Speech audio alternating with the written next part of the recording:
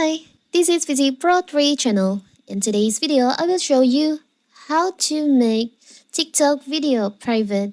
Before we get started, don't forget to subscribe and turn on the notification to keep you updated about this channel. So let's go. You can set your TikTok video as private. This means that once a video is made private, you won't appear on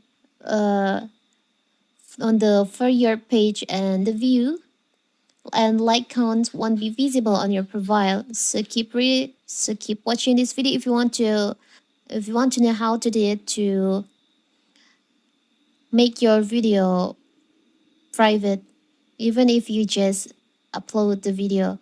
It's so simple. So first of all, of course, we have to open our TikTok. Now you can just tap on your profile. You can choose on your video that you want to change to private. For example, which is this one. As you can see, this video is public. If you want to change to private, you can just tap on the three dots on the video, and here you can slide the option under this. Tap on privacy settings. You can choose on only you. So now your video will be disappear from your public post and move to your private post. It's so simple, right? So that is how to make your video on TikTok private.